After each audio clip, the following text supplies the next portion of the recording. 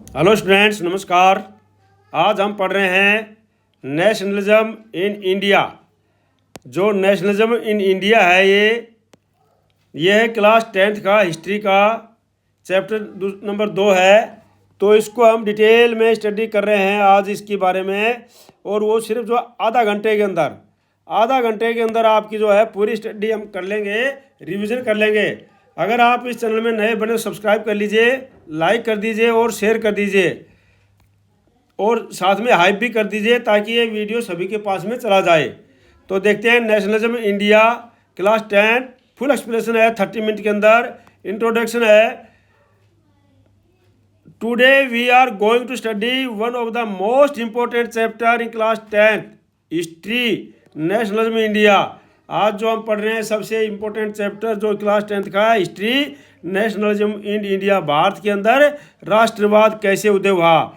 This chapter explains how Indian United against Britain. ये chapter के अंदर हमें पता चलेगा कि किस प्रकार से जो है ब्रिटेन के द्वारा, मतलब ब्रिटेन के अगेंस्ट में जो हमारे पास कॉलोनीज थे, जो सरकार थी, ब्रिटेन की सरकार थी, उसके अगेंस्ट में, उनके शासकों के अगेंस्ट में हमारे देश के अंदर किस प्रकार से एक राष्ट्रवाद की भावना उदय हुई, जिसके कारण से हमारा देश आज़ाद हुआ। Built the spirit of freedom, और हमारी एक स्वतंत्रता की भावना बिल्ट हुई, वो बड़ी यहाँ पर किस कारण से, नेशनल आइडेंटिटी के कारण। तो so let us begin to journey from 1857। हम यहाँ पर करते हैं 1857 से लेते हैं और 1947 तक the rise of nationalism India.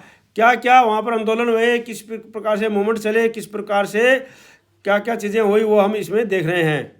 सबसे पहले बर्थ ऑफ नेशनलिज्म, राष्ट्रवाद का जन्म किस प्रकार से, उदय किस प्रकार से हुआ। The idea of nationalism in India began in the 19th century.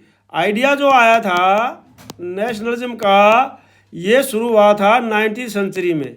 19th century मतलब जो है 1801 से लेकर के 1900 तक जो 19th सेंचुरी चल रही थी, उसके अंदर ये आइडिया आया कि भाई हमारा भी एक राष्ट्र है, और हम भी जो है एक राष्ट्र के होते हुए हम भी हमारे देश को एकत्रित करें, इकट्ठा करें और फ्रीडम दिलाएं अंग्रेज़ों से।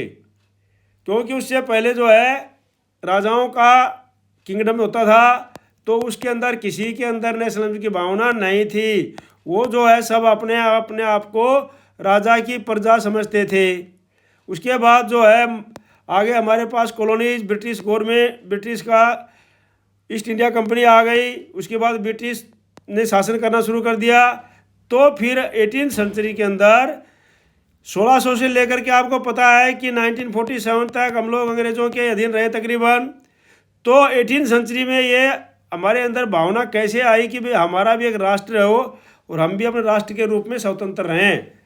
बट मॉडर्न एजुकेशन, ये आई किसके कारण से, मॉडर्न एजुकेशन के कारण, प्रिंटिंग प्रेस के कारण, improve transit help the Indian communicate and unity.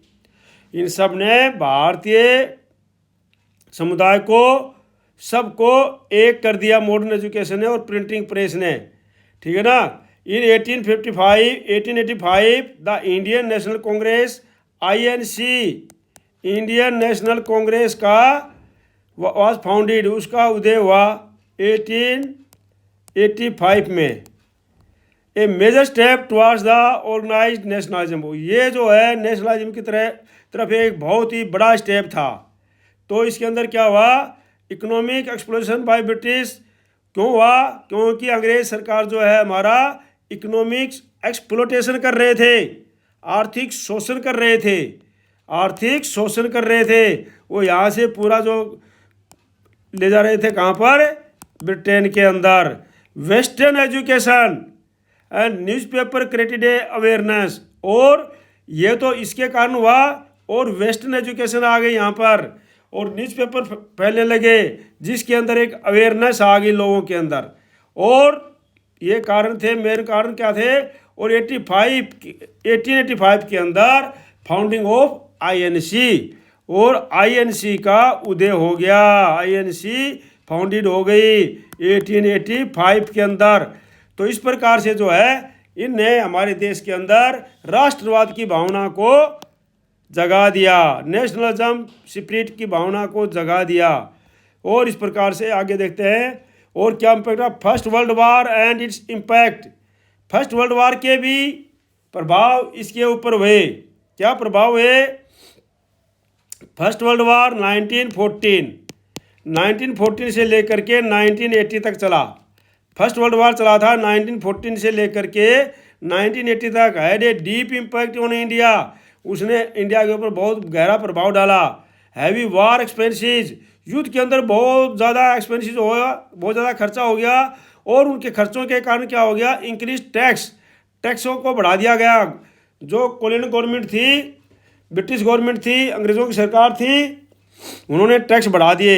And price rises, और प्राइस को कीमतें बढ़ गई, राइज हो गई प्राइस। कोज हार्डशिप, और इनके कारण जो है तंगी हो गई, लोगों को काफ़ी मुश्किलों का सामना करना पड़ गया। Many Indian soldier return with new political ideas, और भारतीय सोल्जर्स जो फर्स्ट वर्ल्ड वार में बाहर गए थे, उनके बाद नए नए आइडिया आए, नए नए विचार आए कि यूरोप के अंदर जो कंट्रीज नेशनलिज्म की भावना के कारण वहाँ पर जो राष्ट्र बन गए हैं, स्वतंत्र हो गए हैं, तो हमारा देश भी स्वतंत्र हो सकता है। एंड अराउंड दिस टाइम, और उसी समय क्या हुआ? Mahatma Gandhi entered the Indian politics in 1950 में महात्मा गांधी अफ्रीका से भारतीय राजनीति के अंदर इंटर किया, क्योंकि अफ्रीका के में वो वकालत करने गए थे। और वहाँ पर उन्होंने रंग भेद नीति, गोरे और कालों में भेद, ब्लैक एंड वाइट के अंदर जो उसको काफ़ी सफलता वहाँ पर देख करके आए थे, उसकी सक्सेस वहाँ पर देख करके आए थे। इस प्रकार से उनको पता था कि भाई जो है हम भी यहाँ पर सफल हो सकते हैं। अब जो है इसमें क्या हुआ था? कारण क्या था? टैक्स एंड प्राइस इंक्रीज हो गए थे due to war, food shortage पड़ गई थी एंड इन्फ्लेशन हो गया था। Gandhi ji emergence as a national leader, और गांधी जी एक नेशनल लीडर बन करके उभर आए थे। इसके कारण से ये प्रभाव पड़ा था फर्स्ट वर्ल्ड वार के अंदर, किस चीज़ के ऊपर? नेशनलिज्म की भावना का उदय होने पर, राइज ऑफ नेशनलिज्म में इस प्रकार से इनके प्रभाव पड़े थे। अगला है नॉन कोऑपरेशन मूवमेंट। अब गांधी जी ने चलाया 1920 और 22 तक नॉन कोऑपरेशन मूवमेंट चलाया, असहयोग आंदोलन चलाया उन्होंने। क्यों चलाया? द रोल्ट एक्ट 1999, अंग्रेजों ने रोल्ट एक्ट लगा दिया।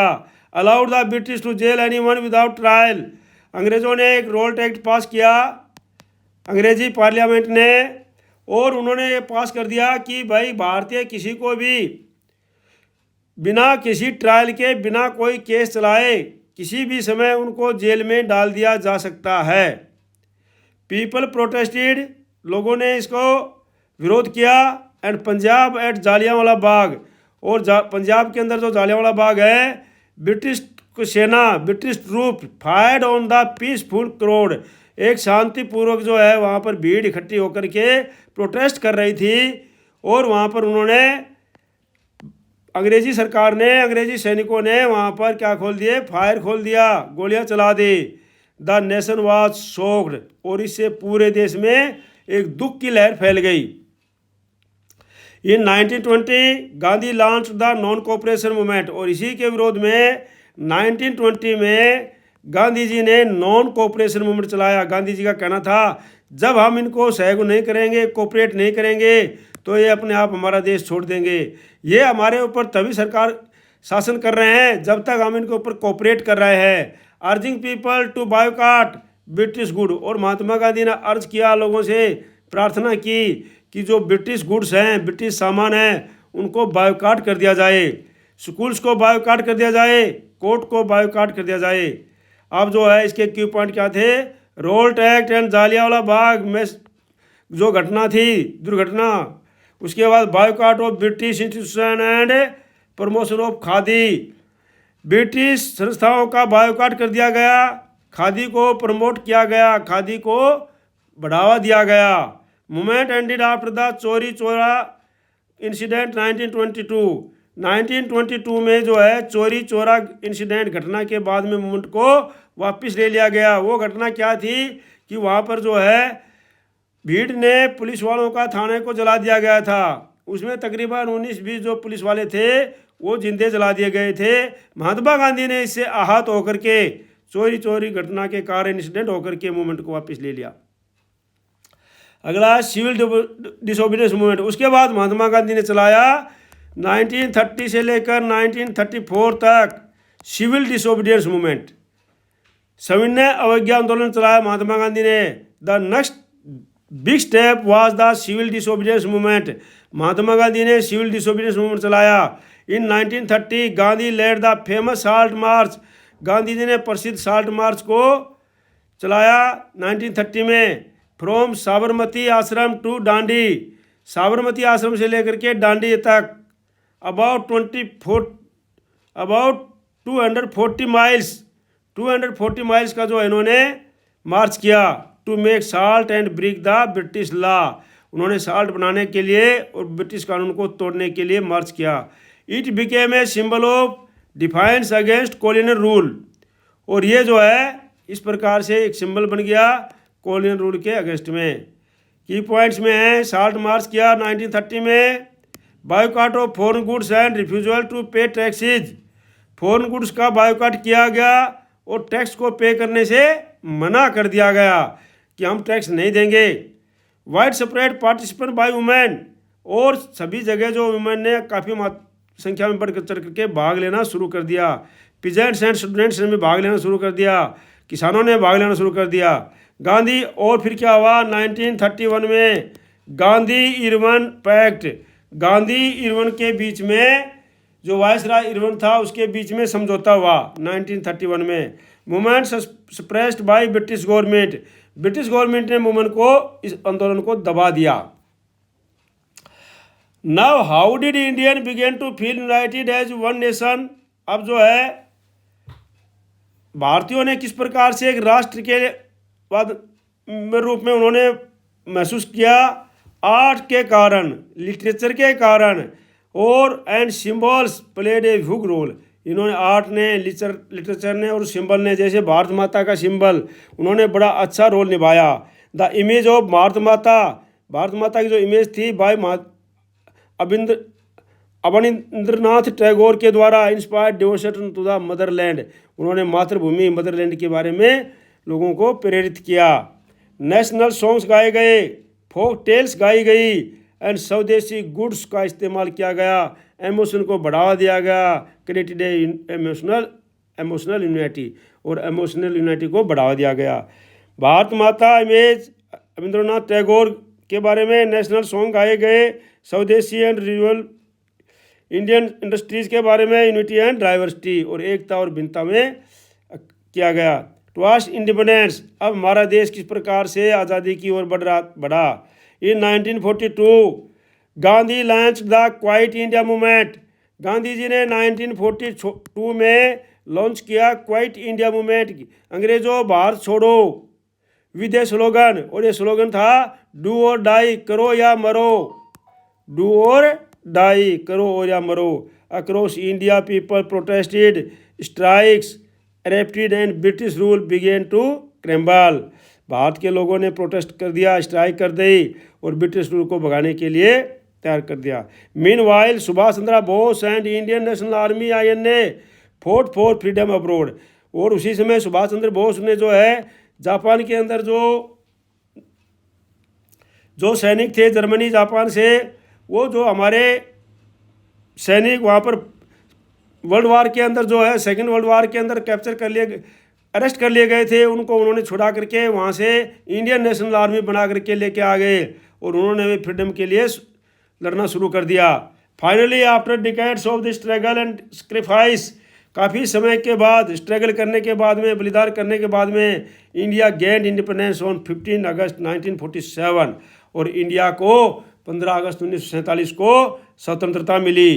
क्वाइट इंडिया मूवमेंट चला, रोल ऑफ सुभाष चंद्र बोस का बहुत तगड़ा था इसमें INA का। पार्टीशन एंड इंडिपेंडेंस 1947 को भारत आज़ाद हो गया।